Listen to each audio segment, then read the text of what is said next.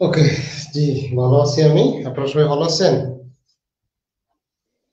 জি আলহামদুলিল্লাহ। পড়াশোনার কি অবস্থা?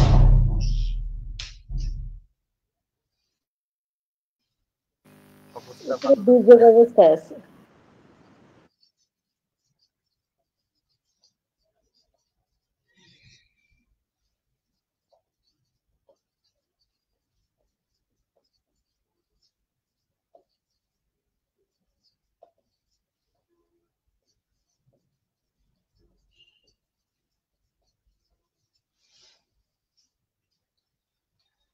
ফাইন। তো অনেকদিন পর দেখা মনে হয় আপনাদের সাথে। আমাদের কি ক্লাস হচ্ছে? 19th century novel.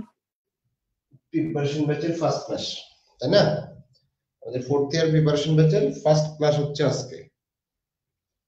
বলে রাখা ভালো, ফেসবুক লাইভে যারা দেখতেছেন অথবা যারা এখানে আছেন মিটের মধ্যে লাইভটাকে শেয়ার করে দিতে পারেন, অথবা আপনাদের ফ্রেন্ড সার্কেল যারা আছে তাদেরকে মেনশন করে দিতে পারবেন। ক্লাসটি সবার জন্য উন্মুক্ত।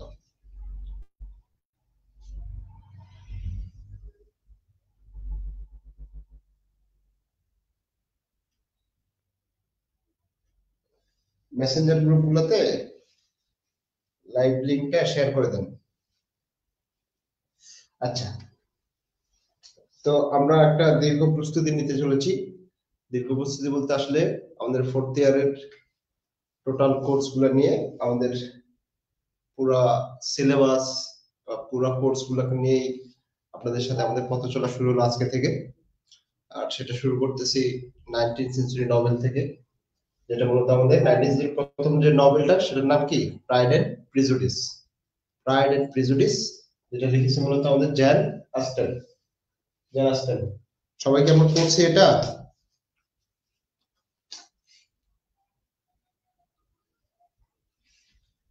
হ্যাঁ দাদা একটু দেখছিলাম ভাইয়া।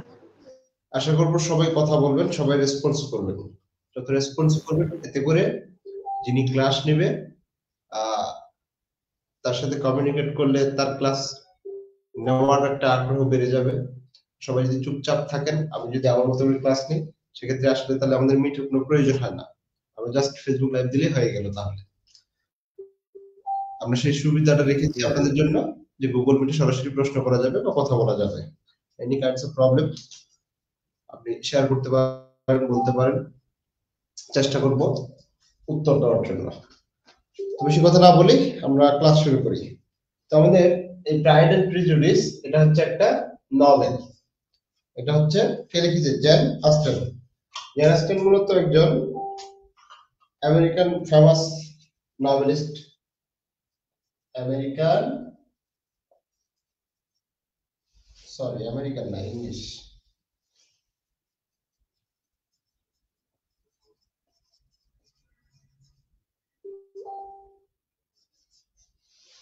ইংলিশ নভেলিস্ট একজন। ইনি পুরুষ না মহিলা? মহিলা। একজন ফেমাস উইমেন নভেলিস্ট হচ্ছে ইংল্যান্ডের একজন ফেমাস উইমেন নভেলিস্ট। তিনি মূলত জন্মগ্রহণ করেন 1775 সালে। কত সালে? 1775 সালে, এবং মৃত্যুবরণ করেন 1817 সালে। তিনি 41 বছর ছিলেন। তিনি মূলত জন্মগ্রহণ করেন 1775 সালে এবং মৃত্যুবরণ করেন 1817 সালে। তো এনার যে নভেলগুলো রয়েছে, অর্থাৎ ইনি কিন্তু ভিক্টোরিয়ান রোমান্টিক এজের সময়, আমরা যদি ডিউরেশনটা দেখি 1775, অর্থাৎ আমাদের রোমান্টিক এজটা কত সালে শুরু হয়?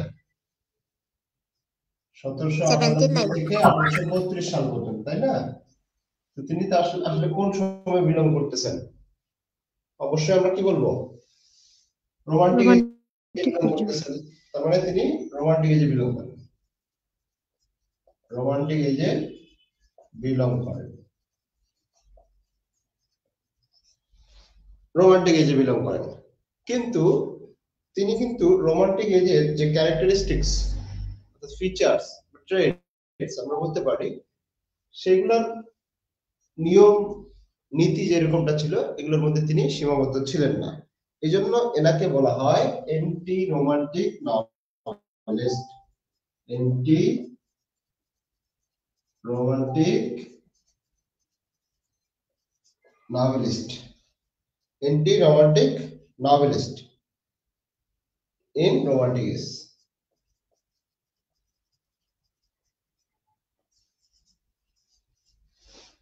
তাহলে তিনি হচ্ছেন একজন এন্টি রোমান্টিক নভেলিস্ট, অর্থাৎ রোমান্টিক এজের নভেলের যে ক্যারেক্টারিস্টিক্স গুলো থাকে, ফিচার গুলো থাকে, সেগুলোর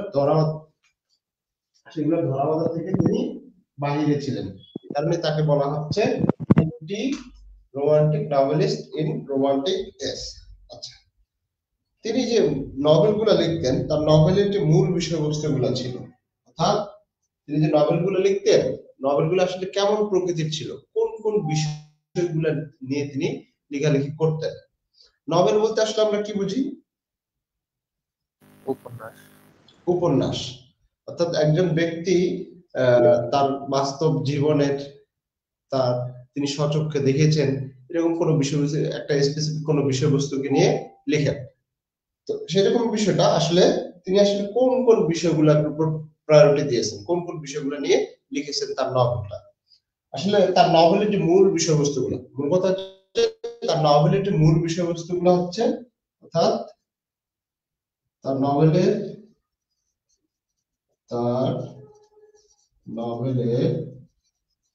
মূল বিষয়বস্তু কি কি? লাভ, ভালোবাসা ছিল, society, family life,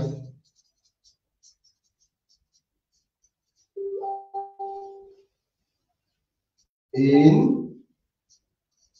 18th century and early 19th century। অর্থাৎ ভালোবাসা, সমাজ, ফ্যামিলি লাইফ, পারিবারিক জীবন, আসলে সে সময়কার মানুষের ভালোবাসা কেমন প্রকৃতির ছিল এই বিষয়গুলো নিয়ে তিনি লেখালেখি করতেন। একজন অপরজনকে ভালোবাসতো, অর্থাৎ কিরকম মিউচুয়াল আন্ডারস্ট্যান্ডিং, ফাইন্যান্সিয়াল ক্রাইসিস, সব কিছু মিলায় আসলে ভালোবাসাটা কেমন প্রকৃতির ছিল একজন মানুষের প্রতি আরেকজনের, বা প্রেমিক প্রেমিকাদের, সেই বিষয়গুলো তিনি এখানে নভেলের মধ্যে উল্লেখ করতেন। সোসাইটি, সমাজের অবস্থা, অর্থাৎ আমরা কিন্তু নভেল থেকে যে বিষয়গুলো পেয়ে থাকি মূলত সমাজের প্রতিচ্ছবিটা তুলে ধরে, সমাজের কোনো একটা বিষয়কে তুলে ধরে, সমাজের কিছু বিষয়কে তুলে ধরে, সেই বিষয়গুলো নিয়ে মূলত নভেল লেখা হয়। ঠিক তেমনি সোসাইটি, সমাজ ব্যবস্থাটা সেরকম তখনকার কেমন ছিল সেই ব্যবস্থাটাকে তিনি তার নভেলের মধ্যে তুলে ধরতেন। এন্ড দেন ফ্যামিলি লাইফ, মানুষের পারিবারিক যে জীবন রয়েছে। ভাই জিতু দাস,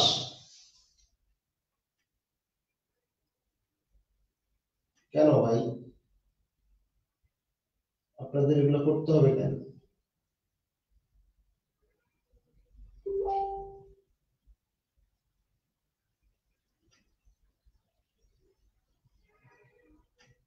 উপরের স্টপ শেয়ারিংটা দেন।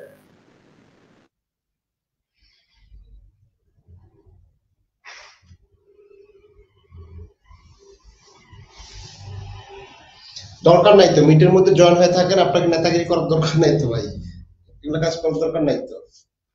আচ্ছা, যেটা বলতেছিলাম, ফ্যামিলি লাইফ, অর্থাৎ মানুষের পারিবারিক জীবন, একটা পরিবারের জীবন জীবিকার যে বিষয়বস্তুগুলো রয়েছে, একটা মানুষ কিভাবে তার জীবন অতিবাহিত করতেছে, সে কি কাজ করে, বা তাদের চিন্তা চেতনা ভাবনা, এই যে বিষয়গুলি রয়েছে, এই বিষয়গুলির উপর তিনি আসলে 18th সেঞ্চুরি যে সে সময়কার 18th সেঞ্চুরি, অবশ্যই 18th সেঞ্চুরি, আমরা দেখতেছি এখানে 18th সেঞ্চুরি তিনি বিলং করতেছেন বা রোমান্টিক এজে বিলং করতেছেন, সেই সময়কার মানুষদের অবস্থাগুলা তিনি তুলে ধরতেন। আর শেষের দিকে আমরা যেটা পাবো সেটা হচ্ছে 19th সেঞ্চুরি আর্লি, অর্থাৎ তিনি মাত্র 19th সেঞ্চুরি 17 বছর বেঁচে ছিলেন।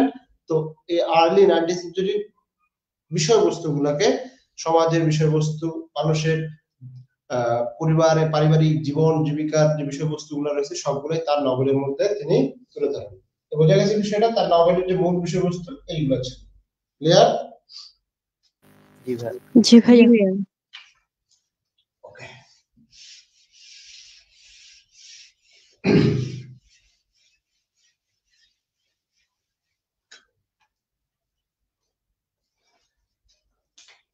তো মেজর কিছু ওয়ার্কস দেখি আমরা। মেজর ওয়ার্কস, তো বেশ কিছু মেজর ওয়ার্কস ছিল। Sense and Sensibility, Sense and Sensibility, এটা মূলত লেখা 1811 সালে। এম্মা 1817 সাল, সরি 15 সাল। Mansfield Park,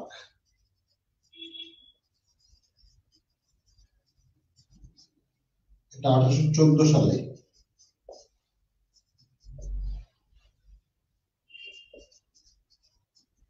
Northanger Abe 1800 most probably 17 সালে এটা প্রকাশ হয়, নাহলে 18 সালে, এরকম কিছু একটা হবে।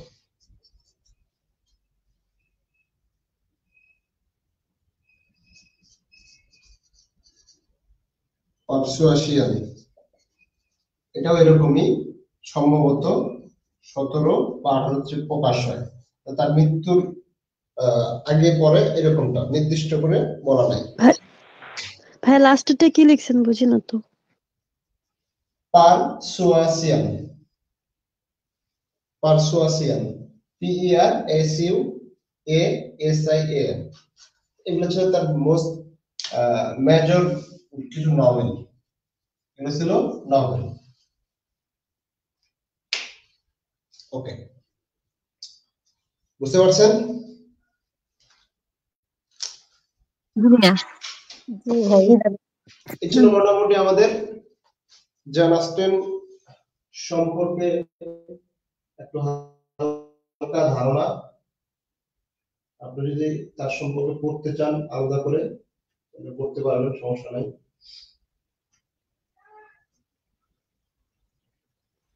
দাদা জি, সবগুলো আরেকটা বার একটু পড়েন তো কাইন্ডলি।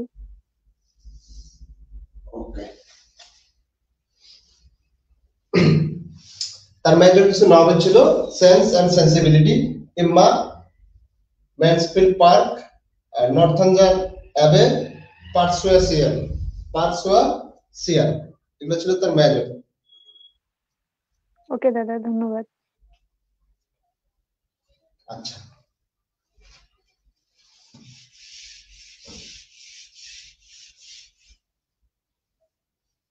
আমাদের টপিক কি আজকে? প্রাইড এন্ড প্রিজুডিস, তাই না? প্রাইড এন্ড জি প্রিজুডিস, ভাইয়া। জি ভাইয়া। এটা যে অরিজিনাল টাইটেল, এই প্রাইড এন্ড প্রিজুডিস এর যে original title, first impression. Good, first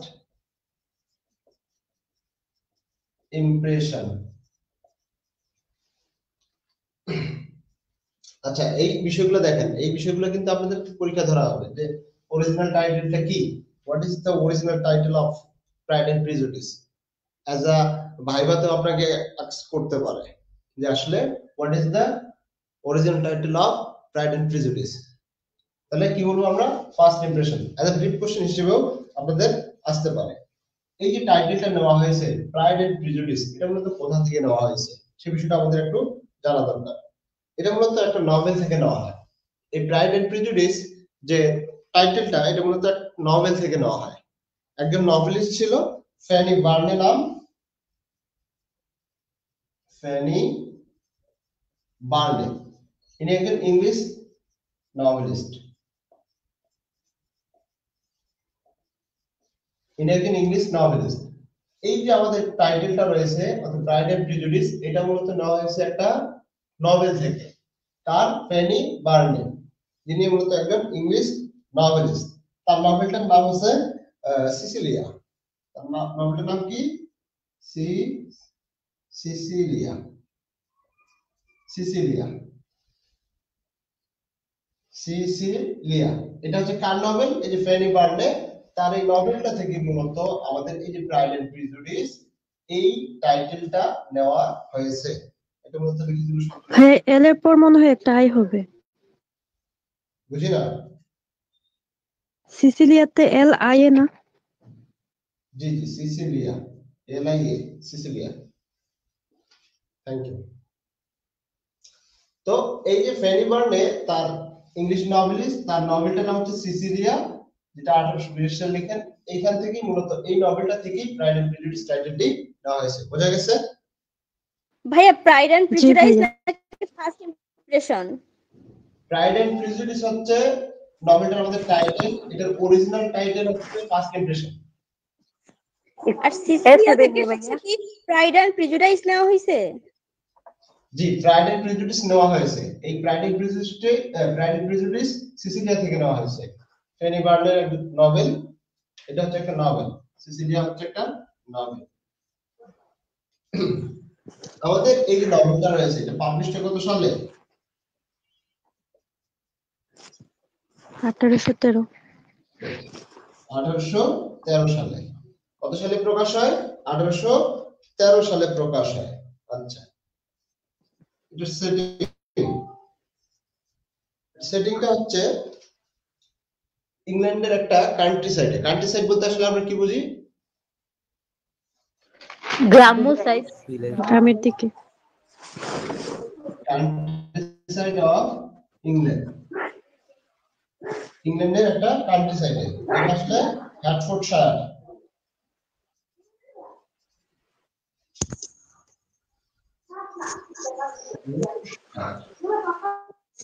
mute করে নেবেন।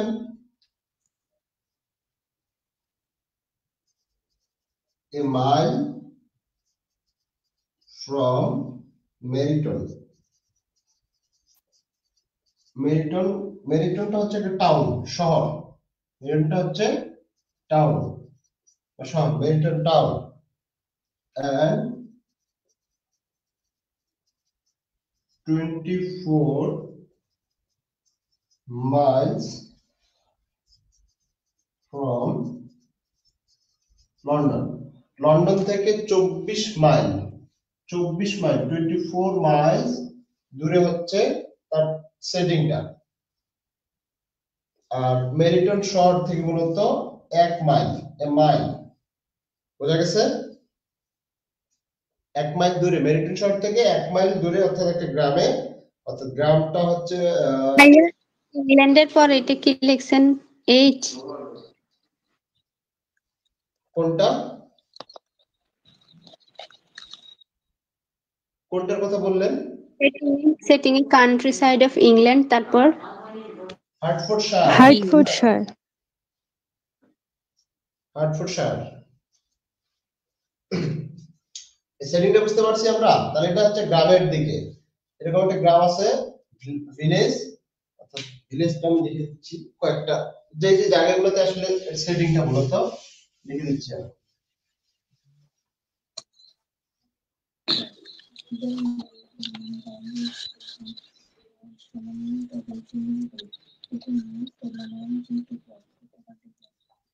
লংবার্ন, এটা হচ্ছে একটা ভিলেজ। ভাইয়া প্রশ্নে কি সম্পূর্ণটাই লিখতে হবে নাকি কান্ট্রি সাইড অফ ইংল্যান্ড লিখলেই হবে?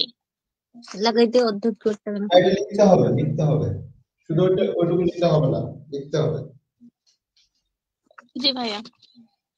লংবার্ন, এই লংবার্ন এটা হচ্ছে একটা ভিলেজ।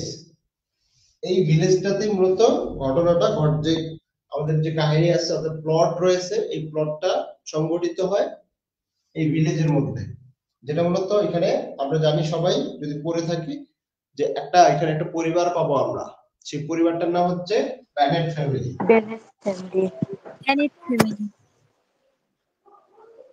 এই লংবার্নে এই ব্যানেট ফ্যামিলি বসবাস করে।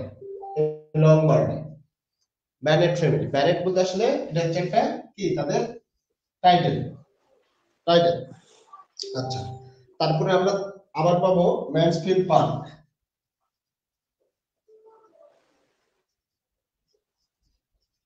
এগুলো হচ্ছে প্লেস সেটিং, এগুলো হচ্ছে লংবার্ন ভিলেজ যেখানে মূলত ব্যারেট ফ্যামিলি বসবাস করে।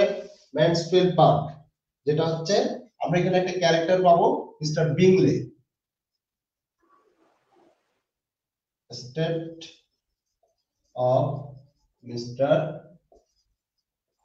বিংলে, একটা ক্যারেক্টার পাবো আমরা, খুবই গুরুত্বপূর্ণ ক্যারেক্টার আমাদের। আমরা যখন ক্যারেক্টার গুলো পড়বো সেখানে আমরা সবগুলো বিস্তারিত জানতে পারবো। এই ম্যানসফিল্ড পার্কটা হচ্ছে স্টেট অফ মিস্টার বিংলে, অর্থাৎ মিস্টার বিংলের সম্পত্তি, একটা মিস্টার বিংলের সম্পত্তি। এই জায়গাটাতেও বেশ কিছু ঘটনা ঘটবে বা বেশ কিছু আমরা দৃশ্য দেখতে পাবো এখানে। তারপর হচ্ছে মেরিটন টাউন।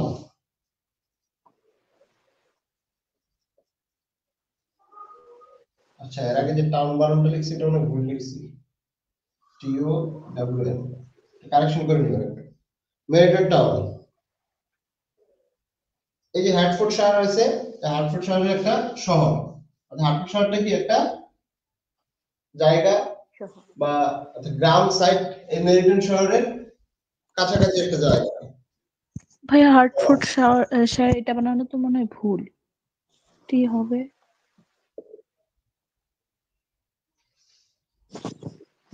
একটা টি হবে।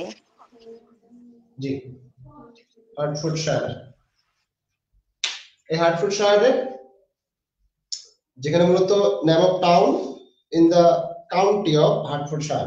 কাউন্টি বলতে আসলে প্রদেশ বোঝায় আর কি। আচ্ছা, এই প্রদেশের একটা শহর হচ্ছে এই মেরিটন টাউন। এখানে আমরা বেশ কিছু ঘটনা দেখতে পাবো। তারপর হচ্ছে লন্ডন, তারপর হচ্ছে ক্যান্ট, এই জায়গাগুলোতে আমরা ঘটনাগুলো পাবো। তারপর হচ্ছে Pemberley house, last Pemberley house. এই প্যাম্বারলি হাউস যেমন স্টেট অফ মিস্টার বিংলে ছিল, এখানে আরেকটি গুরুত্বপূর্ণ ক্যারেক্টার আমাদের Darcy state of Mr Darcy William Darcy, Fitzwilliam Darcy. তো তার একটা সম্পত্তি হচ্ছে এই প্যাম্বারলি হাউস। এই জায়গাগুলোতে মূলত বেশ কিছু আমরা দৃশ্য পাবো বা এই জায়গাগুলোতে বেশ কিছু ঘটনা আমরা পাবো। বোঝা গেছে ব্যাপারটা? কোথায় কোথায় পাবো আমরা? as a brief question হিসেবে আসতে পারে Pemberley house, Mansfield Park as a brief question হিসেবে আসতে পারে। বোঝা গেছে?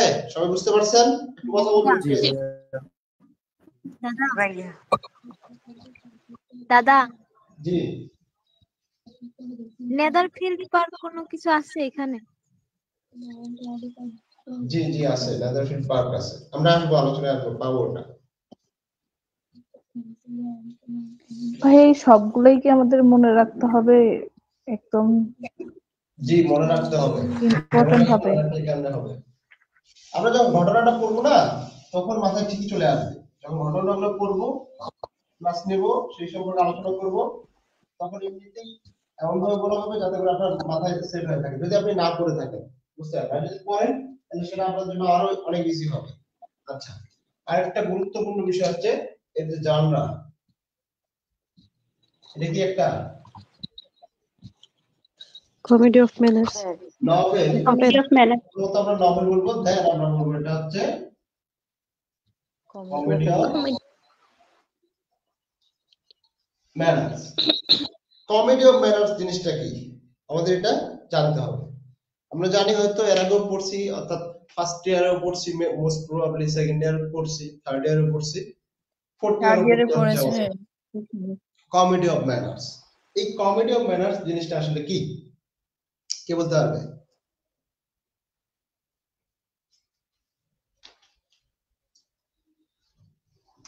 তৎকালীন সমসাময়িক হচ্ছে মানুষের চরিত্র, সামাজিক অবস্থা বা শৈল্পিক দিকটাকে তুলে ধরা।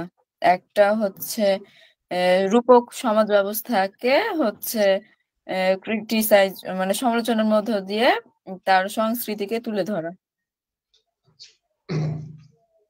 আচ্ছা, কমেডি অফ ম্যানার্স যে বিষয়টা হচ্ছে টাইপ অফ স্টোরি, যেখানে মূলত মানুষের যে বিষয়গুলোকে দেখানো হবে সেগুলো হচ্ছে কি কি সেটা আমরা দেখি। হিউম্যান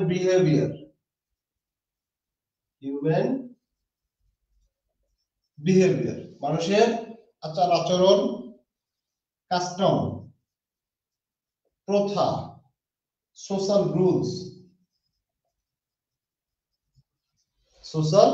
রুলস, এই বিষয়গুলোকে মূলত দেখানো হয় কোথায়? এই কমেডি অফ ম্যানার্সে। এখানে আরেকটা গুরুত্বপূর্ণ বিষয় রয়েছে, এই যে বিষয়গুলো দেখানো হয়, কাদের বিষয়গুলো দেখানো হয়, অর্থাৎ এখানে অ্যারিস্টোক্রেটিক আমরা বলতে পারি আপার ক্লাস অথবা ওয়েলদি অথবা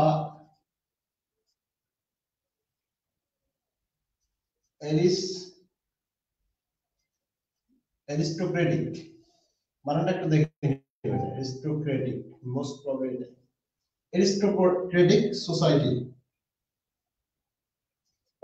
সোসাইটি পিপল।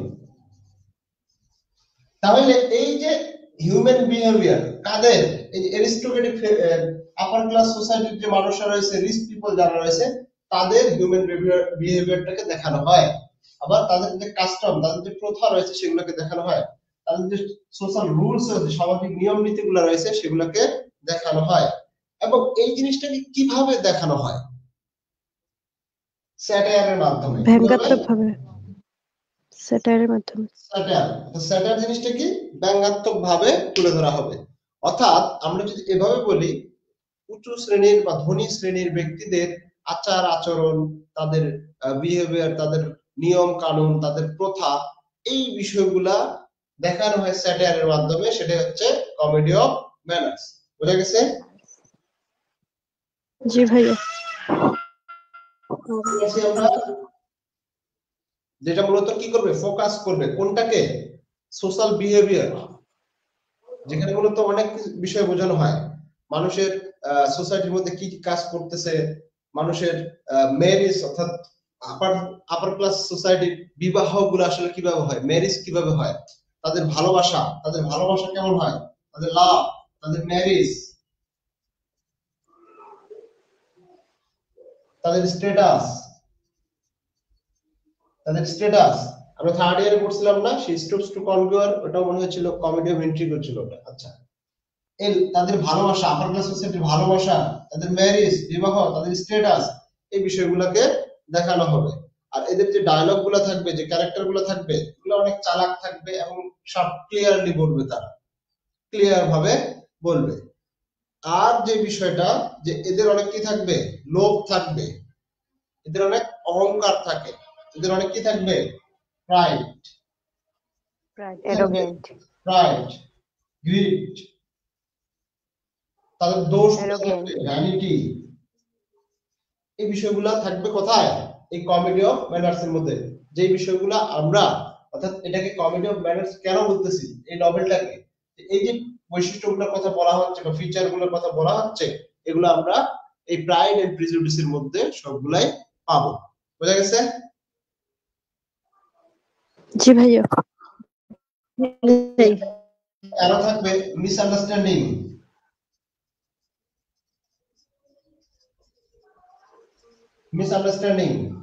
ভুল বোঝাবুঝি থাকবে।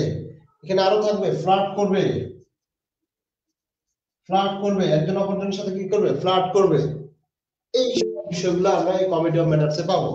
যেমন আমরা এখানে লাভ, ভালোবাসার কথা যদি বলি, আমাদের এই যে নভেলটা রয়েছে প্রাইড এন্ড প্রিজুডিস এর মধ্যে, সেখানে আমরা বেশ কিছু ভালোবাসার ঘটনা পাবো। অর্থাৎ আমি ব্যানেট ফ্যামিলি, আমরা সবাই ব্যানেট ফ্যামিলি সম্পর্কে জানবো। ব্যানেট ফ্যামিলির দুইজন মেয়ে রয়েছে, যারা পাঁচজন ফ্যামিলি মেয়ে রয়েছে, 5 ডটার্স রয়েছে। কয়জন? 5 জন মেয়ে রয়েছে। তার মধ্যে যে সব থেকে বড় মেয়ে, তার নাম হচ্ছে কি? জ্যান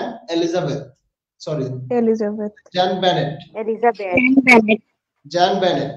এই জ্যান বেনেট কার সাথে বিয়ে হয়? ফাইনালি প্রেম করেই বিয়ে হয় তাদের। বলছিলাম মিস্টার বিংলে, মিস্টার বিংলে। মিস্টার বিংলের সাথে বিয়ে হয়, প্রেম করে বিয়ে হয়। এন্ড ফাইনালি আমরা তার দ্বিতীয় মেয়ের কথা যদি বলি, এলিজাবেথ ব্যানেট। এই এলিজাবেথ ব্যানেটের কি ঘটনা ঘটলো, তিনি প্রথম দিকে অর্থাৎ আমাদের যে নায়ক রয়েছে মিস্টার ফিটস উইলিয়াম ডার্সি, এই ডার্সির সাথে প্রথমে তার কি হয়, এই যে মিসআন্ডারস্ট্যান্ডিং কি হয়, মিসআন্ডারস্ট্যান্ডিং হওয়ার পরেও পরবর্তীতে আমরা দেখতে পাবো কি তাদের বিয়ে হয়। তারা তাদের ভুল বুঝতে পারে, ফাইনালি তাদের যে গ্রোথটা রয়েছে, তাদের যে মন মানসিকতার পরিবর্তনটা রয়েছে, সেটা ফাইনালি পরিবর্তন হয় এবং একে অপরের প্রেমে পড়ে যায়। তারপরে আমরা যদি দেখি এখানে তাদের স্ট্যাটাস, এই স্ট্যাটাসের কথা যদি বলি, আমরা প্রথম দিকে যে কথাটা এই যে ডার্সি রয়েছে, ডার্সি কি ভাবতো, সে নিজেকে অনেক কি অহংকার করত, তার অনেক সয় সম্পত্তি রয়েছে, তার অনেক সম্পদ রয়েছে। কেমন প্রকৃতির, যে ওরা তো গ্রামের মেয়ে, ওদের সাথে আবার কি নাচবো আমি, ডান্স করে। যখন আমরা দেখি একটা পার্টি হয়, পার্টির অ্যারেঞ্জ করে, অনুষ্ঠানের আয়োজন করে, সেখানে একজন অপরজনের সাথে কি করতেছে, ডান্স করতেছে।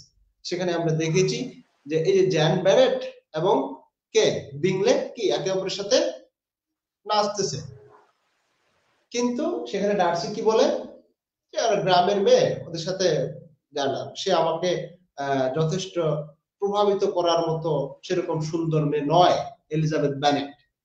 বোঝা গেছে? তাহলে সেখানে তার অহংকার দেখতেছি, আমরা স্ট্যাটাস দেখতেছি, তার প্রাইড দেখতেছি, গ্রেট। আমরা যদি লোভের কথা বলি, এই যে ব্যানেট ফ্যামিলি রয়েছে, ব্যানেট ফ্যামিলি তার মা রয়েছে, এই যে 5 জন মেয়ের মা রয়েছে, মিসেস ব্যানেট কেমন প্রকৃতির মহিলা, তিনি একজন লোভী মহিলা ছিল। হচ্ছে প্রত্যেকটা মায়েদের অবশ্য চিন্তা ভাবনা এরকমই, যে আমার যেহেতু মেয়ে আছে, আমার মেয়েকে ভালো একটা ঘরের মধ্যে, ভালো একটা ফ্যামিলিতে, ধনী একটা পরিবারের মধ্যে বিয়ে দেওয়ার চিন্তা ভাবনা। ঠিক সেরকমই এই মহিলারও সেরকম চিন্তা ভাবনা ছিল অলওয়েজ, যে কোনো একটা বড়লোক ছেলে পাইলে সেখানে আমার মেয়েদের বিয়ে দিয়ে দেব, এরকম একটা অবস্থা। বুঝতে পারছেন? জি ভাইয়া। এই সবগুলো বিষয় আমরা কোথায় পাবো? এই প্রাইড এন্ড প্রিজুডিসের মধ্যে। এই জন্য এটাকে বলা হচ্ছে কি কমেডি অফ ম্যানার্স। ফ্লার্ট করতেছে একজন আরেকজনের সাথে, মোস্ট প্রবাবলি আমাদের, আচ্ছা ওটাতে পরে যাব, পরে। ভাই প্রিজুডিস মিনিং কি? হ্যাঁ ওটা আসতেছি। বিদুষী। হ্যাঁ কি বললেন? বিদুষী, কুসংস্কার, বিদ্বেষ এই টাইপের। ভাইয়া মিসেস বেনেট লুবিক মহিলা কিভাবে? মিসেস ব্যানেট লুবি মহিলা কিভাবে? কারণ বেনেট হচ্ছে তার টাইটেল, হাই অ্যাম্বিশিয়াস। তার চিন্তা ভাবনা, তার যে মেয়েগুলো আছে সবাইকে বড়লোক ছেলের সাথে বিয়ে দেবে, এই জন্য সে খুঁজতে থাকে বড়লোক ছেলে। এই যে পার্টির আয়োজন করছে, অ্যারেঞ্জ করছে, অনুষ্ঠানে অ্যারেঞ্জ করছে, এখানে তিনি শুনেছে যে বিংলে এবং ডার্সি সেখানে আসছে। সে মনে মনে চিন্তা করে যে সেখানে তাদের সাথে যদি আমার দুইটা মেয়েকে বিয়ে দিতে পারি, এরকম চিন্তা ভাবনা তার মনের মধ্যে আসে, সে চিন্তাও করে। বুঝতে পারছেন? এই জন্য তার না বলা যায় না। জি ভাই।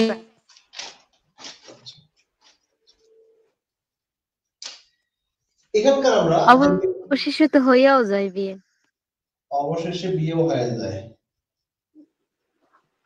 মেইন থিমস, অর্থাৎ থিমস গুলা কি কি?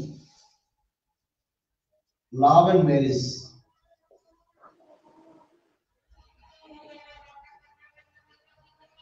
Love and marriage. এখানে আমরা দেখতে পাবো কিছু মানুষ বিয়ে করে ভালোবাসার জন্য, কিছু মানুষ বিয়ে করে ভালোবাসার জন্য। যেমন আমরা যদি দেখি এলিজাবেথ এবং ডার্সি, তারা একে অপরকে ভালোবেসে কি করেছে? বিয়ে করেছে, তাই না? আবার অন্যদিকে আমরা দেখতে পাবো এলিজাবেথের এক বান্ধবী, তিনি তার ফাইন্যান্সিয়াল সিকিউরিটির জন্য আরেকজনকে বিয়ে করেন। কলিন্সকে বিয়ে করছিল, কলিন্সকে বিয়ে করছিল, করবে ফাইন্যান্সিয়াল সিকিউরিটির জন্য, তাই না? জি ভাইয়া। সোশ্যাল তাহলে দেখেন বিষয়টা যে কিছু কিছু মানুষ এখানে ভালোবাসার জন্য কেউ বিয়ে করে, যেমন এলিজাবেথ এবং মিস্টার ডার্সি যে রয়েছে তারা কিন্তু একে অপরকে ভালোবেসে বিয়ে করে। আবার এখানে বিবাহের বিষয়টা দেখানো হয়েছে এই নভেলটার মধ্যে। এই যে ম্যারেজের কথা বলতেছি, যে বিবাহ আসলে তখনই ঠিক থাকবে বা ভালো হবে যখন একজন বা সম্পর্ক ঠিক থাকবে, মিউচুয়াল আন্ডারস্ট্যান্ডিং ঠিক থাকবে, আদারওয়াইজ সেই বিয়েটা টিকবে না। আজকে এত এত ডিভোর্সের কারণ কি? এত এত ডিভোর্সের কারণ কি? কারণ ছেলে এবং মেয়ে সাথে মিসআন্ডারস্ট্যান্ডিং, তাদের মিউচুয়াল কোনো আন্ডারস্ট্যান্ডিং নাই। আমি যেটা বুঝি সেটাই, সে যেটা বোঝে সেটাই। অর্থাৎ দুইজন যে আলোচনা করবে, আলোচনা করে কোনো একটা রেজাল্টে আসবে, এরকমটা হয় না। সে মনে করে আমি সব থেকে বেশি বুঝি, সে মনে করে আমি সব থেকে বেশি বুঝি। এই বিষয়গুলো কেউ কাউকে রেসপেক্ট করে না। ডিভোর্সের সংখ্যা। এই জন্য বিয়ের জন্য অবশ্যই মিউচুয়াল আন্ডারস্ট্যান্ডিং এর প্রয়োজন রয়েছে।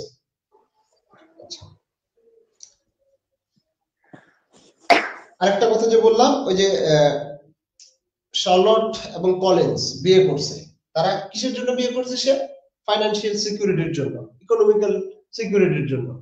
মানে অর্থনৈতিক ভাবে সে কি, তার একটা নিরাপত্তা যাচ্ছে যে আমার তো এখন বয়স হয়ে গেছে, আমি যদি এখন অনেক বেশি বয়স বিয়ে করছে তাকে অবশ্যই এখন তাদের মধ্যে সেরকম ভালোবাসাটা সেরকম বড় ফ্যাক্ট না। ফাইন্যান্সিয়ালি সে আমাকে কেয়ার করতে পারবে কিনা, রাখতে পারবে কিনা, বা আমার যে চাহিদাগুলো আছে সেগুলো আমার পূরণ করতে পারবে কিনা, বা আমি যে চলবো, আমি একটা হেলদি লাইফ লিড করতে পারবো কিনা, সেই চিন্তা ভাবনা করে সে কিন্তু তার কলিন্সকে বিয়ে করে, তাই না? এই জন্য কি করে যে প্র্যাকটিক্যাল রিজন, বাস্তবিক কারণের কারণে বিয়ে করে। যেমনটা হচ্ছে কি মানি সিকিউরিটি, টাকার যে ফাইন্যান্সিয়াল যে সিকিউরিটি, সেটার জন্য বিয়ে করে কে? কলিন্স। কাকে? শার্লট কাকে বিয়ে করে? Collins, mister Collins. আচ্ছা, তারপরে হচ্ছে আমরা এখানে পাবো সোশ্যাল ক্লাস। সোশ্যাল ক্লাস, এই নভেলটাতে অর্থাৎ প্রাইড এন্ড প্রেজুডিসের মধ্যে যে মানুষরা রয়েছে এদেরকে আসলে ডিফারেন্ট সেক্টরে, অর্থাৎ বিভিন্ন ভাগে ভাগ করা হয়। যেমনটা কি ওয়েলথ, তাদের ওয়েলথ এন্ড কি কি বলা যায়, ফ্যামিলি স্ট্যাটাস, সম্পদ এবং ফ্যামিলির যে স্ট্যাটাস আছে সেভাবে এই নভেলটাতে ভাগ করা হয়েছে। কিভাবে ভাগ করা হয়েছে যদি আমরা দেখি, রিচ পিপল, অর্থাৎ রিচ পিপল কে এখানে যদি ডার্সির কথাই ধরি, রিচ পিপল ডার্সি, তার কাছে অনেক কি ছিল, পাওয়ার ছিল, তার কাছে অনেক সম্পদ ছিল, তাই না? তাকে মানুষজন রেসপেক্ট করতো কিনা? জি ভাই। এবং তাকে সম্মান করতো বিধায়। আবার অন্যদিকে যদি আমরা দেখি, এই যে ব্যারেট ফ্যামিলি রয়েছে, এরা আর্থিকভাবে সেভাবে কিন্তু এই ডার্সিদের মতো না, বা বিংলের মতো না। এদেরকে মাঝে মধ্যে কি নিচু দেখা হতো। নিচু দেখা হতো কিভাবে? আমি যদি সেই কথাটাই বলি যে ডার্সি তার সাথে এলিজাবেথের সাথে নাচতে অস্বীকৃতি জানায়, তাই না?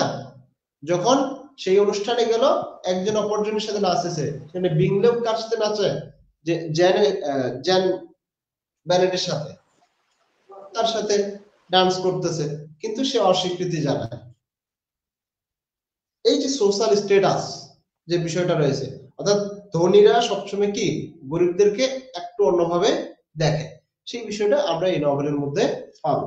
অর্থাৎ সোশ্যাল যে ক্লাস, সেই সোশ্যাল যে ডিস্টিংশন, সেটা আমরা এখানে পাবো এই নভেলের মধ্যে।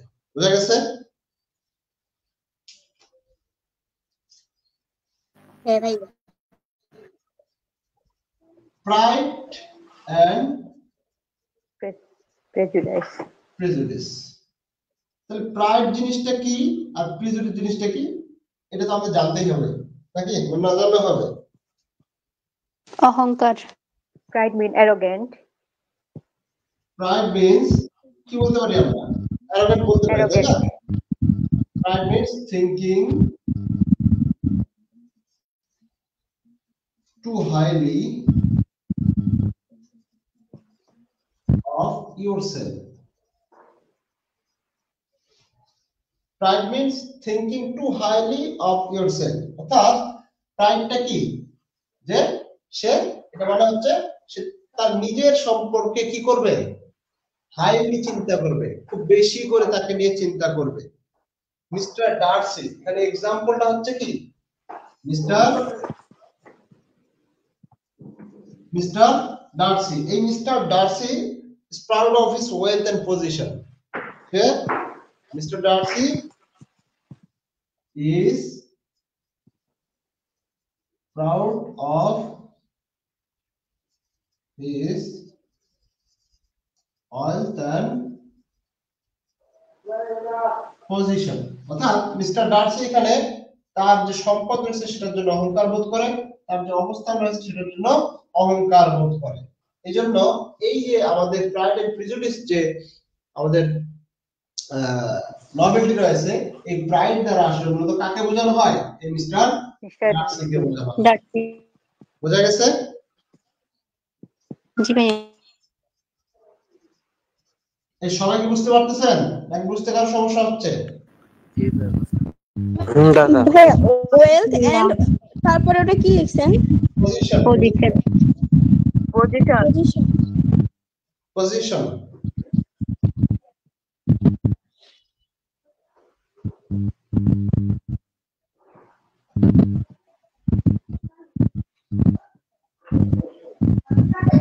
প্রিজুডিস। প্রিজুডিস জিনিসটা কি আসলে? মিনিংস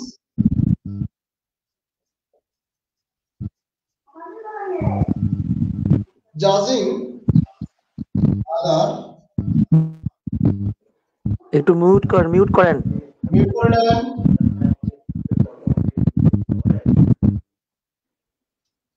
সুবর্ণ আপু মিউট করেন।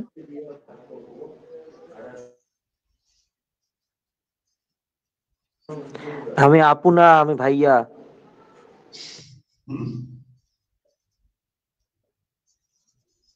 যেই হন আপনি মিউট করেন।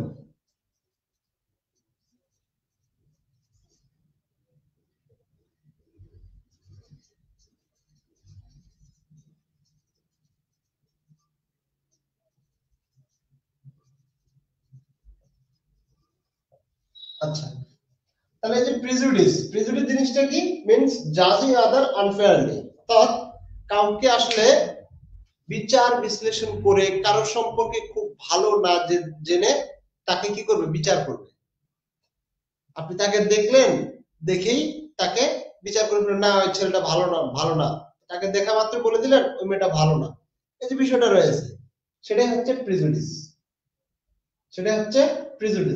আর এই প্রিজুডিস যে রয়েছে এটা মূলত কাকে নির্দেশ করে?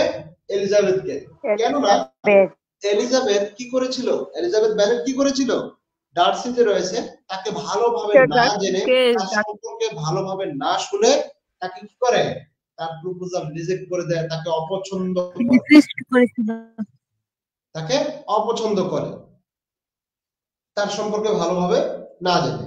পরবর্তীতে ফাইনালি যখন তার সম্পর্কে ভালোভাবে জানলো, তাকে বুঝলো, তখন আবার ঠিকই তার প্রেমে হাবুডুবু খাওয়া শুরু করলো।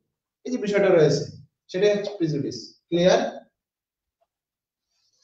তাহলে এই যে আমাদের টাইটেল রয়েছে প্রাইড এন্ড প্রিজুডিস, প্রাইড দ্বারা কাকে নির্দেশ করতেছে? Mr Darcy. আর প্রিজুডিস এলিজাবেথ।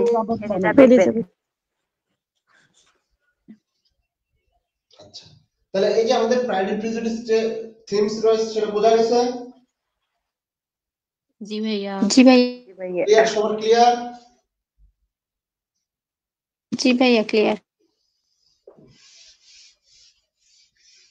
নভেলগুলো তো পড়ছেন আপনারা, আশা করি সবাই নভেলগুলো পড়ছেন। এইভাবে কি কখনো পড়েছেন?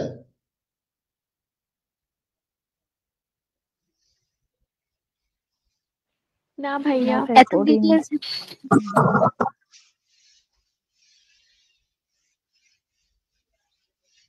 আপনারা ভালো না? কেন ভাইয়া? সবাই কথা বলেন আপু, নিজের মতামত বলেন, ক্লাস কেমন লাগছে, তাহলে ভাই আরো ইন্সপায়ার হবে। আপনারা ভালো না? ক্লাস অনেক ভালো লাগতেছে ভাইয়া। আমাদের ভালো করতে আপনারা তো আছেন দাদা। হ্যাঁ ওটা তো খালি এমনি এমনি বলতেছেন আপনারা, গরম লাগতেছে। ভাইয়া কেক খাওয়াবেন কখন? কিসের কেক? শুভ জন্মদিন দাদা। হ্যাপি বার্থডে ভাইয়া। শুভ জন্মদিন দাদা, আমাদের ট্রিটটা পাঠাই দেন। আরে ভাই, একজন হুট করে আইসা এখন বলতেছে এতক্ষণ ধরে ক্লাসে আছি, তখন কোনো আপনাদের মাথায় নাই, আর এখন একজন বললো আপনাদের মাথায় চলে আসলো। আমি আসলে পরে জয়েন আমরা করছি, আমি ভাবছি কেকটা সবার আমাকে বার্থডেতে উইশ দিয়েছিলাম করা দাদা। শেষ। না, এতক্ষণ ধরে কেউ বলে নাই আমাকে, আমাকে বার্থডে কেউ উইশ করে নাই। ভাইয়া দাদা আসলে আমরা সেটি চমক দিতে চাইছিলাম। হ্যাঁ, আপনারা কি করতে চাইছেন? ভাইয়া সমাধান হচ্ছে এটাই যে আপনার পার্শ্ববর্তী অঞ্চলে যারা আছে তাদেরকে পার্সেল দিয়ে ভাইয়া। ফেলেন, দূরে আছে যারা। ভাইয়া আমরা চামলক্ষ বাহিনী, হঠাৎ করে সারপ্রাইজ দিই। আমরা দূরের গুলোও ট্রিট চাই ভাইয়া। হ্যাঁ হ্যাঁ হ্যাঁ, পেয়ে যাবেন, সবার অ্যাড্রেস দিয়ে দিন, কুরিয়ার করে পাঠিয়ে দেবো না। আচ্ছা, থ্যাংক ইউ। ভাইয়া গিফট হিসেবে ভাবি চাই, কি চান? এইবার ভাবিকে দেখতে চাই। হ্যাঁ, খোঁজাখুঁজি শুরু করেন, খোঁজাখুঁজি শুরু করেন আপনারা, হয়ে যাবে। খোঁজেন এটা তো খোঁজেন। ভাইয়ের গিফট, এটা আপনার গিফট হইলো না তো। খোঁজ খবর পাইলে আমরা আমাকে দেখে জানাবেন, খুশি হব ভাইয়া। খোঁজ খবর পাইলে আমাকে জানাবেন, সমস্যা নাই। আপনাকে না ঘটনা ভাইয়া, দিয়ে বিয়ে করার দরকার নাই, নাহলে ক্লাস কম নেবেন আপনি। বুঝি না। ভাইয়া আমাদের ফাইনাল ইয়ারটা কমপ্লিট হোক ভাইয়া। আপনি গেলে আমাদের ক্লাস হবে না, আপনি ফোর্থ ইয়ারটা হ্যাঁ, কমপ্লিট আপনি আবার ব্যাক হয়ে যাবেন। এই টাইমে আমাদের গ্যাপ পড়ে যাবে ভাইয়া অনেক। দেখতে পারবো। আরে শোনেন, মোবাইল কি আপনার? ভাইয়া সবাই স্বার্থপর। আমি তো চিন্তা ভাবনা করছি ইংলিশ ডিপার্টমেন্টের মেয়েকে বিয়ে করবো, বুঝছেন? জি ভাইয়া। ভাইয়া ফাইনালের পর বিয়ে করিয়েন। হ্যাঁ, আপনাদের ভাবিকে দিয়েও ক্লাস, আপনার ভাবিও ক্লাস নেবে, এরকম হবে বিষয়টা, কত সুন্দর হবে। ধরেন আমি ক্লাস নিচ্ছি না আজকে, আপনাদের ভাবি প্রক্সি দিয়ে দিল, কেমন হবে ব্যাপারটা? সেটাই তো বললাম। তাহলে মনে হয় ভাবি খুঁজেই আছে। না রে না, আমার তাই মনে হইতো। খোঁজা নেই, খুঁজতেছি, খুঁজে পাইলে বলবো না আপনাদের, দাওয়াত দেবো সমস্যা নেই। ভাইয়া কেমন রেটে জানিছেন? দাদা আমাদের ফোর্থ ইয়ারের হেলমেটটা আমাদের গিফট দেন। দাদা আমরা কি তার ক্লাস করতে পারবো? পারবেন, কেন পারবেন না? আপনারা ক্লাস করবেন, আমাদের গ্রুপে আপনারা থাকবেন না, আপনারা তারপর ক্লাস করবেন। আপনারা ভাবি ক্লাস করবেন না আপনারা? অবশ্যই ভাইয়া। হ্যাঁ, ক্লাস বছরের প্রথম দিকে জি ভাইয়া, এই অপেক্ষাতেই বেঁচে থাকবো। হ্যাঁ, উনি নাকি এই অপেক্ষায় বেঁচে থাকবে। আরে ভাবা যায়? ভাইয়া লাইভে এসে বিয়ে করিয়েন, আমরা অন্তত দেখবো। ঠিক আছে, সমস্যা নেই, লাইভে যাই বিয়ে করবো। আচ্ছা, একটু পড়াশোনার মধ্যে যাই আমরা। আচ্ছা, ধন্যবাদ। আসলে আজকে আমার বললেন নাকি বার্থডে, যারা যারা বললেন, উইশ করলেন, তাদেরকে ধন্যবাদ। আচ্ছা, তো থিমস এর মধ্যে আমাদের আরেকটি বিষয় পড়বে, সেটা হচ্ছে ফ্যামিলি এন্ড সোসাইটি।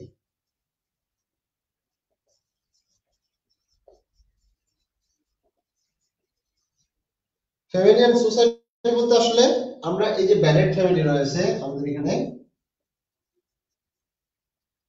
এই ব্যানেট ফ্যামিলির একটা গুরুত্বপূর্ণ রোল এখানে প্লে করবে। এই নভেলটিতে এই ব্যানেট ফ্যামিলি গুরুত্বপূর্ণ একটা রোল প্লে করবে, যেখানে আমরা তাদের আচরণ, স্পেশালি আমরা যে বিষয়টা দেখতে পাবো, অর্থাৎ এখানে যে মিসেস ব্যানেট রয়েছে, মিসেস ব্যানেট, এই মিসেস ব্যানেটের যে চিন্তা ভাবনাটা, শুধু তিনি একটাই চিন্তা ভাবনা, তার কি চিন্তা ভাবনা? যে তার মেয়েদেরকে বিয়ে দিতে, 5 মিনিটে বিয়ে দাও, তার মেয়েদেরকে বিয়ে দিতে হবে, তাই না? এই চিন্তা ভাবনাটাই শুধুমাত্র অলওয়েজ করতেছেন তিনি। কখন কোথা থেকে কোন ছেলে আসছে, কোনটা ছেলে ভালো, কোনটা ছেলে বড়লোক, এই জিনিসগুলো দেখতেছে। মায়েদের কাজে যদিও এগুলা, তো এখানে আপনাদের যাদের যাদের বিয়ে হয়নি এখন পর্যন্ত, তাদের মায়েদের চিন্তা ভাবনা ওই একটাই, যে আমার মেয়েকে একটা ভালো ফ্যামিলিতে বিয়ে দিই, এরকম চিন্তা ভাবনা প্রত্যেকটা মায়ের থাকে। ঠিক সেরকমই এই মহিলারাও এই জিনিসটাতেই সব থেকে বেশি ফোকাস করেছেন তিনি। আচ্ছা, এই জন্য বলছে ফ্যামিলি এন্ড সোসাইটি।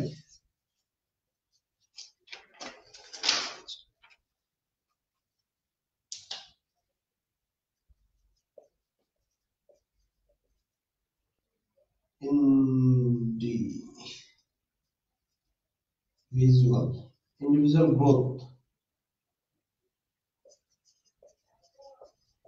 change, এখানে ইন্ডিভিজুয়াল গ্রোথ এন্ড দাদা একটা ডাব্লিউ আছে, হ্যাঁ গ্রোথে একটা ডাব্লিউ আছে। গ্রোথ ডাব্লিউ আছে কি? গ্রোথ, জি ভাইয়া। জি ভাইয়া আছে তো। জি ভাইয়া, গ্রোথ ডাব্লিউ হবে। আচ্ছা গ্রোথ তো এন্ড চেঞ্জ, অর্থাৎ এখানে যে বিষয়টা বোঝাচ্ছে ইন্ডিভিজুয়াল বলতে এককভাবে। আমাদের যে নভেলটা রয়েছে সেখানে আমরা প্রধান দুটি ক্যারেক্টার কি কি আমরা ধরি, মিস্টার ডার্সি আর হচ্ছে Elizabeth. Elizabeth Darcy, Elizabeth Bennett. তো এখানে তারা আসলে কি করে, এলিজাবেথ রিয়ালাইজ করতে পারে, এলিজাবেথ কি রিয়ালাইজ করতে পারে বা তার মনের মধ্যে একটা চেঞ্জ আসে। কখন চেঞ্জটা আসে? যখন সে ডার্সি সম্পর্কে ভালোভাবে জানে বা তাকে বুঝতে পারে। সে কিন্তু তার ভুলটা বুঝতে পারে, সে রিয়ালাইজ করতে পারে সে ভুল করছে, যে আসলে আমি যেমনটা ভেবেছিলাম ডার্সিকে, ডার্সি আসলে তেমনটা ঠিক আসলে নয়, তাই তো? জি ভাইয়া। এবং অন্যদিকে আমরা যদি দেখি মিস্টার ডার্সি, তিনি যেমনটা আগে ছিলেন, কেমনটা ছিলেন, তিনি খুব প্রাউড ছিলেন, তাই না? নিজেকে নিয়ে গর্ব করতেন, তার ওয়েলথ, তার পাওয়ার, এগুলো নিয়ে তিনি গর্ব করতেন। এবং পরবর্তীতে তিনি এটা বুঝতে পারলেন এবং সেটা ধীরে ধীরে তিনি কি করলেন, লেস করে ফেললেন। কিভাবে লেস করলেন আমরা শুরুর দিকেই কিন্তু দেখতে পাবো, বা শুরু থেকে না, আমরা এই নভেলের মধ্যে দেখতে পাবো যে এই যে ডার্সি রয়েছে তিনি কি করতেছেন, তিনি এলিজাবেথকে প্রপোজ করতেছেন। অর্থাৎ প্রথম দিকে বলেছিল সেই মানুষটা যে আমি তার সাথে নাচবো না, সে আমাকে মানে সেরকম আমাকে আনন্দ দেওয়ার জন্য যথেষ্ট পরিমাণ সুন্দরী সে না, বা এরকম কিছু একটা বলতেছে। কাকে? এলিজাবেথকে। আর এই কথাটাই সে শুনে ফেলছিল, এলিজাবেথ এই কথাটি শুনতে পেয়েছিল এলিজাবেথ। তো পরবর্তীতে সেই মানুষটা আবার কি করতেছে, তাকে প্রপোজ করতেছে। তার মানে তার মধ্যে চেঞ্জ চলে আসছে, তার মধ্যে যে প্রাউডনেসটা ছিল সেটা কি সে লেস করে ফেলছে। এই যে তাদের মধ্যে চেঞ্জটা, এটাকে এই জন্য বলছে ইন্ডিভিজুয়াল গ্রোথ এন্ড চেঞ্জ। এই যে আমাদের নভেলটা, এগুলো হচ্ছে মেইন থিমস। বোঝা গেছে? সবাই বুঝতে পারছেন? জি ভাইয়া। জি ভাইয়া। দাদা। এগুলো ছিল আমাদের বেসিক জিনিসগুলা, বেসিক জিনিস। এখানে অনেক ক্যারেক্টার রয়েছে, এই নভেলটাতে অনেক ক্যারেক্টার রয়েছে, অনেক ক্যারেক্টার রয়েছে, অনেক। তো আমরা সব ক্যারেক্টার গুলো সম্পর্কে হয়তো বা গল্পের মধ্যে চলেও আসতে পারে, নাও আসতে পারে। মেইন যে ঘটনাগুলো রয়েছে, মেইন যে বিষয়গুলো রয়েছে, সেগুলো কিন্তু আমাদের গল্পের মধ্যে অর্থাৎ নভেলের মধ্যে চলে আসবে বা আমাদের আলোচনার মধ্যে চলে আসবে। ওকে, তো আমরা ক্যারেক্টারের মধ্যে ক্যারেক্টার আমরা আজকের ক্লাসটিতে জাস্ট আমরা আপনাদের সাথে দেখা করতে আসা, আমাদের ক্লাস শুরু হলো আজকে থেকে, এই সম্পর্কে অবগত করা এবং হালকা আমাদের যে আলোচনা প্রাইড এন্ড প্রেজুডিস সম্পর্কে অবগত হইলাম। দেন আমাদের নেক্সট ক্লাস যেটা হবে সেটা হবে আমাদের, এটা যদিও মেইন ক্লাসের মধ্যেই পড়ে, এটা মেইন ক্লাস, এই বিষয়গুলো আমাদের জানতে হবে। এই বিষয়গুলো জানার পরে আমরা যখন প্রশ্ন উত্তর করতে যাব তখন আমাদের বিষয়টা ইজি হবে বা বিষয়গুলো জানতে পারবো, এবং ক্যারেক্টারগুলো সম্পর্কে আমরা জানবো, মেজর যে ক্যারেক্টারগুলো রয়েছে সে সম্পর্কে জানবো এবং পুরা নভেলটার সামারি করব, তারপরে আমরা প্রশ্নের মধ্যে যাব। Okay fine. তো ক্যারেক্টারের মধ্যে আমাদের প্রথমে যে আসবে একটা ফ্যামিলির কথা বলছিলাম, কি ফ্যামিলিটার নাম? Bennet family. Bennet family. এই ব্যানেট ফ্যামিলি কয়টি মেয়ে ছিল? 5টি মেয়ে। নামগুলো কেউ বলতে পারবে? জি ভাইয়া। Jane Bennet, Elizabeth Bennet, Mary Bennet, Catherine Bennet and Lydia Bennet. Mary Ben. 3 number কে? Jane, Elizabeth, Mary Bennett. Mary Mary, Catherine, Catherine, or Lydia Lydia. এই লিডিয়ার বয়স কত? 15. 15 না 16 জানো 15 বছর বয়সে সে একটা পোলারে নিয়ে ভাগছে, ভাবা যায়?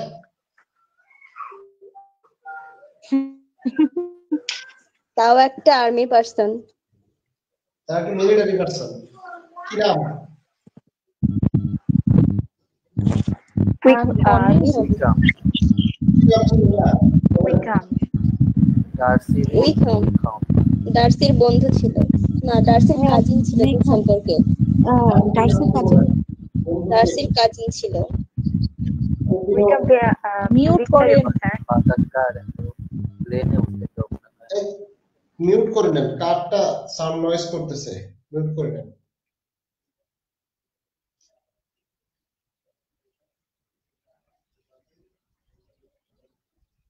কার সাথে পালায় যায় কইতে পারতেছেন না?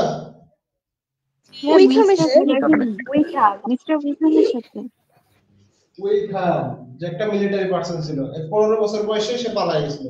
এবং এই মেয়েটি সবথেকে তাদের 5 বোনের মধ্যে সবথেকে বেশি লম্বা ছিল, টলেস্ট, সবথেকে বেশি লম্বা ছিল। এবং সবথেকে বেশি সুন্দরী কে ছিল? যে জেন ভাইয়া জেন এই জেন বেনেট সবথেকে বেশি সুন্দর ছিল এবং সবথেকে বড়। তারপর এলিজাবেথ সুন্দর ছিল, বুদ্ধিমতী ছিল, সুন্দর ছিল, বুদ্ধিমতী ছিল। মেরি, ক্যাথরিন, এই 5 বোন সম্পর্কে আমরা আলোচনা করব। তাদের ক্যারেক্টারিস্টিক্স, তাদের বৈশিষ্ট্য কে কেমন ছিল, এগুলো নিয়ে বিশদ আলোচনা করব। তারপর হচ্ছে বেনেট ফ্যামিলির কে আর দুইজন, মিস্টার বেনেট এবং মিসেস বেনেট।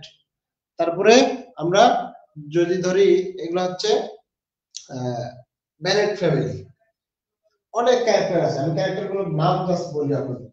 আমাদের যে কি বই আছে অল ইন ওয়ান যদি থাকে সেখানে অনেক ক্যারেক্টার পাবেন। দেখেন আমি বলতেছি শুনেন, Elizabeth, Darcy, Jane, Bingley, Wickham, তারপরে Mrs Bennet, Mr Bennet, Lydia, Kitty. Kitty কার নাম? ক্যাথরিন বেনেট না এলিজাবেথের নাম Catherine Bennet. Catherine Bennet Catherine Bennet. Catherine Bennet না জি ভাইয়া। ক্যাথরিন কি ভাই ক্যাথরিন বেনেট কিটি বলে? জি, ক্যাথরিন বেনেট নাম কোন হচ্ছে কোন জায়গায় ক্যাথরিন বলা হয়। ক্যাথরিনের নিকনেম হচ্ছে কিটি, মানে ক্যাথরিনকে হচ্ছে কিটি বলে ডাকতো। কিটি বলে ডাকতো। তারপর হচ্ছে মেরি, তারপর হচ্ছে মিস্টার কলিন্স, আর লিডিয়া আছে, লিডিয়া আমাদের। তারপর হচ্ছে শার্লট। এই শার্লট কাকে বিয়ে করে? কলিন্সকে বিয়ে করে। Mr. Collins. অর্থাৎ এলিজাবেথের বেস্ট ফ্রেন্ড ছিল কে? এই শার্লট। তারপর sir William Lucas, Maria Lucas, Mr Gardiner, Mrs Gardiner, Caroline Bingley. Caroline Bingley কে? ভাইয়া মিস্টার মিস্টার বিংলের বোন। বোন ছিল, মিস্টার বিংলের ছোট বোন বোন। ছিল। আবার এখানে আরো ঘটনা রয়েছে। ওই যে আমাদের ক্যারোলাইন বিংলে কাকে পছন্দ করতো? উনি হচ্ছে ডার্সিকে পছন্দ করতো। ডার্সিকে পছন্দ করতো। তারপর হচ্ছে Mr Hurst, Mrs Hurst, Georgiana Darcy. Georgiana Darcy কে? Mr. Darcy is our sister. ডার্সির বোন। ডার্সির বোন। Lady Catherine, Mr de Bourgh, Colonel Fitzwilliam, Mr Philips, Mrs Philips, Mr Forster, Colonel Forster, Miss Younge, Mrs Lucas, Mr Denny, Miss King, Mrs Jenkinson, Mrs Reynolds, Mrs Annesley. এই যে এতগুলা character কি মাথায় থাকবে? আমাদের মাথায় কিন্তু থাকবে না ভাইয়া, এগুলো কেমনে কি বলবো? কিন্তু মেজর যে ক্যারেক্টার গুলো আছে 10 থেকে 15টা 12 থেকে 15টা ক্যারেক্টার, এই 12 থেকে 15টা ক্যারেক্টার আমরা পড়বো। 12 থেকে 15টা ক্যারেক্টার পড়বো। এই 12-15টা ক্যারেক্টারের মধ্যে আমাদের যে মেইন স্টোরিটা আছে সেটা চলে আসবে। এবং মাঝে মধ্যে স্টোরির মধ্যে যদি অন্য ক্যারেক্টার ঢুকে যায় তাহলে এটা সেভাবে অতটা গুরুত্বপূর্ণ ভাবে নেওয়ার দরকার নেই, কিন্তু এই 12 থেকে 15টা ক্যারেক্টার আমাদের কিন্তু লাগবেই, জানা লাগবে, আমাদের জানতেই হবে। বুঝতে পারছেন? জি ভাইয়া। আচ্ছা, আমি ক্যারেক্টারগুলো লিস্ট করছি, বুঝছেন? এখন ইভেন আপনাদের সামারিটা পিডিএফ আকারে দেওয়ার কথা আমাদের, সেটাও করা হয়ে গেছে। এখন আপনারা যদি নোটটা আজকে চান তাহলে আমি আজকে আপনাদের নোট দিয়ে দেব, আর একটু দেখাই দিই আপনাদের। ভাইয়া এলিজাবেথকে আর কোন নামে ডাকা হতো? লিজি। জি এই যে লিজি, আর এলিজা এটা আপনাদের ব্রিফ কোশ্চেন হিসেবে ভাই এখানে এলিজাও বলা হয়তো, আমরা এগুলো নিয়ে কি কোনো কোশ্চেন হতে পারে? এই লিজি যদি আসে, যে এই লিজিটা আসতে পারে। যদি অন্য কোনো নাম চাই এলিজাবেথের, যে অ্যানাদার নেম অফ এলিজাবেথ, তাহলে আমরা দেব লিজি। আর একটা এই ক্যাথরিনের কথা বললাম, কিটি, এটা আসতে পারে। এগুলো ব্রিফ কোশ্চেন হিসেবে আসতে পারে। হ্যালো ভাইয়া, বলেন ভাই এটা কি রেকর্ডিং দেওয়া হবে না ক্লাসটা নাকি পরে ক্লাস শেষে? রেকর্ডিং না, আপনাদের যে মেইন গ্রুপ রয়েছে আপনাদের, অর্থাৎ প্রিপারেশন ব্যাচে যে গ্রুপ করা আছে ফেসবুক গ্রুপে, সেখানে আপনারা ক্লাস ওটা হয়তো এখন শেয়ার দেওয়া হয়নি, কিছুক্ষণ পরে হয়তো শেয়ার দিয়ে দেওয়া হবে। আমি যদি না দিয়ে থাকে তাহলে আমি ক্লাস শেষ করে শেয়ার করে দেবো ওখানে। প্রত্যেকটা ক্লাস আপনারা রেকর্ড পাবেন, প্রত্যেকটা ক্লাস রেকর্ড পাবেন। কেউ যদি ক্লাস মিস করে ফেলেন, রেকর্ড ক্লাস করার সুবিধা রয়েছে। সেক্ষেত্রে আমি চাইবো সবসময় কি করবেন, লাইভ ক্লাস করার চেষ্টা করবেন। লাইভ ক্লাস তো ভাইয়া করছি, কিন্তু আবার এটা রিপিট করলে তো বুঝতে সুবিধা হবে আমার, এইজন্য যখন ক্লাস করবেন সেখানে আপনার সুবিধা হবে, আপনাকে করতেও হবে। আপনি যখন টোটাল বুঝতে যাবেন, ভালোভাবে বুঝতে যাবেন পুরো নভেলটা, সেক্ষেত্রে আপনাকে সেকেন্ড টাইম যদি করেন সেক্ষেত্রে আপনার একদম টোটালি ক্লিয়ার হয়ে যাবে। লাইভ ক্লাস করার পরে যদি আপনি আরেকবার ক্লাসটি করতে পারেন, সেক্ষেত্রে আপনার একদম টোটালি ক্লিয়ার হয়ে যাবে নভেলটা। জি ভাই, এই জন্য বলছি আপনাকে আমি। জি, তো এই মোটামুটি আমাদের আজকের আলোচনা এটুকুই থাকবে, খুব বেশি আলোচনা করব না। তারপরও 1 ঘন্টা হয়ে গেছে, 8:30টায় শুরু করছি, 9:30 বেজে গেছে। আমি যদি ক্যারেক্টারগুলো সবগুলো পড়াইতে যাই এখন কমপক্ষে 1 ঘন্টা লাগবে। ক্যারেক্টারগুলো সবগুলো যদি পড়াইতে যাই 1 ঘন্টা লাগবে, 2 ঘন্টা। অতক্ষণে আপনাদের কোনো এনার্জি থাকবে না, ক্লাসের মধ্যে কারো পাওয়া যাবে না। ক্লাসটা আমাদের ক্লাস ডিউরেশন আপনারা জানেনই, মিনিমাম আমাদের ক্লাস ডিউরেশন 1.5 ঘন্টা যায়, 1.5 ঘন্টা প্লাস যায় মিনিমাম ক্লাস। আমরা চেষ্টা করি আপনাদের সহজভাবে সুন্দরভাবে পড়ানোর জন্য। এখন আমি যদি গুগল মিট না দিতাম তাহলে সেক্ষেত্রে আলাদা কথা ছিল। কেমন ছিল কথাটা, যে গুগল মিট না থাকলে ফেসবুক লাইভে আমার মতো করে ক্লাস করে নিয়ে যেতাম আমি, আপনারা জাস্ট রেকর্ড দেখে নিতেন। এখানে আপনারা বিভিন্ন জন বিভিন্ন রকম প্রশ্ন করতেছেন, অর্থাৎ কেউ প্রশ্ন করতেছে, কেউ করতেছে না। যে করতেছে তার জানা হচ্ছে, বাকিটা যে করতেছে না তারও জানা হচ্ছে বিষয়টা। ভাই আমি তো যদি আরেকটা প্রশ্ন করে জয়েন করলাম, সরি একটু আগে বললে ভালো হতো।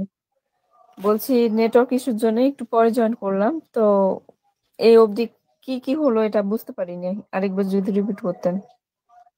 এই অবধি বলতে আপনি কই পর্যন্ত ছিলেন বলেন? ভাই ওই যে ফ্যামিলি এন্ড সোসাইটির পরে ইন্ডিভিজুয়াল যে টপিকটা লাস্ট, জি মেন থিমসের লাস্ট টপিক পর্যন্ত ছিল। তারপরে আমরা জাস্ট ক্যারেক্টার, এই ব্যারেট ফ্যামিলি ক্যারেক্টারগুলো নিয়ে আলোচনা করছি। এই যে এলিজাবেথ, 5 জন যে বোন রয়েছে তারা, 5 ডটার্স, এগুলো আলোচনা হবে নেক্সট ক্লাসে। প্রতিটা ক্যারেক্টার আলোচনা করার পরে আমরা সামারিটা পড়ে ফেলবো, অর্থাৎ পুরো নভেলটার সামারিটা আমরা পড়ে ফেলবো, বা আমি আপনাদের বলবো। তারপরও অধিক ইন্টারেস্ট থাকে আপনাদের, এগুলোর জন্য আলাদা করে এই নভেলগুলোর জন্য বই পাওয়া যায়, বাংলায় অনুবাদ বই পাওয়া যায়। যদি অধিক ইন্টারেস্ট থাকে, আপনাদের সময় থাকে যে আমি নভেলটা পড়ব, সেক্ষেত্রে আপনি পড়তে পারবেন। আর গুরুত্বপূর্ণ বিষয় হচ্ছে, প্রথমত ভাইবা নিয়ে একটা কথা বলি, যে ভাইবাতে আপনাকে প্রশ্ন করা হবে যে আপনি আসলে কোথা থেকে উত্তর করতে পছন্দ করবেন। বা করবে? তুমি কোথা থেকে প্রশ্ন করতে উত্তর করতে পছন্দ করো? আপনাকে একটা সাবজেক্ট বলতে হবে, সেক্ষেত্রে আপনি এই 9 নভেল থেকে বলতে পারবেন, আপনি চাইলে ক্রিটিসিজম থেকে বলতে পারবেন, আপনার যেটা ফেভারিট সাবজেক্ট আপনি সেটা থেকে বলতে পারবেন। ম্যাক্সিমাম স্টুডেন্টরা আসলে এই 9 নভেল থেকেই আনসার করার চেষ্টা করে, কারণ নভেল গল্পের মতো করে জানা থাকে বিষয়গুলো, এটা খুব ভালোভাবে পড়ে। বিভিন্ন ধরনের প্রশ্ন করতে পারে যে কত বোন ছিল, 5 বোন ছিল, কি কি নাম, সবার ছোট কে, সবার বড় কে, সব থেকে বেশি সুন্দর কে, কার বয়স কত, এটা জিজ্ঞাইতে পারে। এগুলো জিজ্ঞাবে আপনাকে, এবং এই জিনিসগুলো আমরা আপনাদের একটা টেস্ট নেব, এই জিনিসগুলোর টেস্ট নেব। আপনাদের সবাইকে মিটিং নিয়ে এসে আপনাকে ভাইবার মতো করে কোশ্চেন করা হবে, সব ইংলিশে হবে, কোনো বাংলা না, আপনাকে ইংলিশে অ্যান্সার করতে হবে। বুঝতে পারছেন? এই সুযোগ সুবিধাগুলো পাবেন। এখনো যারা ভর্তি হয়নি, আপনাদের বন্ধু বান্ধব রয়েছে, ভর্তি হয়ে যেতে বলেন। এই কারণেই, কারণ এটা এত লং একটা কোর্স আপনাদের, যদি এখান থেকে আপনি যদি 1 মাস পরে কেউ জয়েন করে, সেক্ষেত্রে তার সমস্যা হয়ে যাবে। 1 মাসের মধ্যে অনেক ক্লাস হয়ে যাবে, অনেক কিছু জানা হয়ে যাবে, সেগুলো রেকর্ড করতে করতে করতে করতে তার অবস্থা খারাপ হয়ে যাবে বা শেষ করতে পারবে না, এরকম অবস্থা দাঁড়াবে। তাই বলবো যে আপনাদের বন্ধু বান্ধব যারা রয়েছে দ্রুত জয়েন করতে পারেন, খুব বেশি দেরি হয়নি, আজকেই শুরু করলাম আমরা। সবাইকে একটু কাইন্ডলি বলতে পারেন, সবার সাথে বিষয়গুলো শেয়ার করতে পারেন, তাহলে ভালো হবে বিষয়গুলো। আচ্ছা, নোট কি আমি দিয়ে দিব আজকে আপনাদের সামারিটা বলি সব? জি ভাই, আজকে দিয়ে দেন। ওকে, তাহলে আমি ক্লাস শেষে ভাইয়া আপনাদের হ্যান্ড নোট কবে বের হবে? আচ্ছা, 4th ইয়ারের হ্যান্ড নোটের কথা বলছিলাম আমরা, যে হ্যান্ড নোট আমরা দিব, কিন্তু সেখানে একটা কন্ডিশন ছিল, আমরা বলছিলাম যদি 4th ইয়ারে আমাদের প্রিপারেশন ব্যাচের স্টুডেন্ট 200 অথবা 250 হয়, এর মধ্যে থাকে, তাহলে আমরা হ্যান্ড নোটটা আপনাদের দিব। আমাদের হ্যান্ড নোটের কাজ আমরা করে রাখছি, বা হ্যান্ড নোট আমরা দিব এই চিন্তা ভাবনা করছি, কিন্তু আপনাদের রেসপন্স খুব বাজে ছিল, এই কারণে আসলে আমরা দিতে পারতেছি না, আন্তরিকভাবে দুঃখিত। আপনাদের পিডিএফ দেওয়া হবে, পিডিএফ থেকে পড়তে হবে। তারপরে দেখি ভাইয়া, সবগুলো পিডিএফ তো আর দেখে দেখে ফোন দেখে দেখে তো পড়া সম্ভব হচ্ছে না।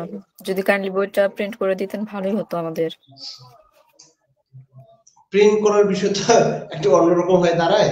আসলে আমরা প্রিন্ট করতে গেলে এখানে অ্যাটলিস্ট যদি আমাদের 200টা স্টুডেন্ট থাকে, 200 স্টুডেন্টকে আমরা দিতে পারবো প্রিন্ট করে, বা 250 স্টুডেন্ট যদি হয় আমরা দিতে পারবো, দেওয়া সম্ভব। এক্ষেত্রে এখন যদি আমরা আপনারা যতজন আছেন তাদের জন্য প্রিন্ট করতে যাই, মিনিমাম আমাদের প্রিন্ট করতে হবে কতগুলো বই? এখানে অনেক হিসাব আছে। মিনিমাম আমাদের 500টা বই প্রিন্ট করতে হবে। এই 500 বই প্রিন্ট করতে যে খরচ হবে, 1000 বই প্রিন্ট করতে সেই খরচই হবে। 500 বই করতে যে খরচ হবে, 1000 বই করতে সেই খরচই হবে। এখন সেক্ষেত্রে আমরা যদি 200টা না দিতে পারি আপনাদের, বা 250টা বা 300টা না দিতে পারি, সেক্ষেত্রে বইগুলো যদি পড়ে থাকে, সেক্ষেত্রে পরের বার তো আবার বের করতে হবে, নতুন আপনাদের চেঞ্জ হবে। যারা নিউ 4th ইয়ার আপনারা শেষ করবেন, যারা নিউ 4th ইয়ার হবে, তাদের জন্য আবার চেঞ্জ করতে হবে, এজন্য সমস্যায় পড়ে যাবো আমরা তখন। এজন্য লস হবে ভাই আপনাদের পুরাই। এই চিন্তা করে আমরা ঠিক করছি আপনাদের পিডিএফ দিব। আমরা প্রস্তুত ছিলাম, কিন্তু আপনারা প্রস্তুত না। এই 1500 টাকার কোর্স, 4th ইয়ারের সব কোর্স, 10টা কোর্স 1500 টাকায় পাচ্ছেন, এটা আপনাদের কপাল। আমরা আপনাদের কথা চিন্তা করছি, কিন্তু আপনারা আপনার ভালোটা বোঝেন না। আপনি একটা কোর্স বা দুইটা কোর্স 1000 টাকায় করবেন, একটা কোর্স 700 টাকায় করবেন, 800 টাকায় করবেন, এইভাবে করতে আপনি স্বাচ্ছন্দ্য ফিল করবেন। কিন্তু আপনার এখানে 10টা কোর্স 1500 টাকা দিতে সমস্যা হচ্ছে। অনেকে আবার বলতেছে কি বলবো যে ভাইয়া এখানে আরো ডিসকাউন্ট দেন, এই 1500 টাকার মধ্যে আরো ডিসকাউন্ট দেন। আসলে বলার মতো কিছু থাকে না। আপনি দেখেন, অনেকে হয়তো অনলাইনে অনেকে ক্লাস নেয়, তাদের কাছে খোঁজ খবর নিয়ে দেখেন, এক কোর্স ফি কত নেয় কি নেয় শুনে নিন। ওকে ঠিক আছে, বেশি কথা বলবো না, শেষ করে দেবো এখানে। আর কোনো প্রশ্ন থাকলে বলতে পারেন।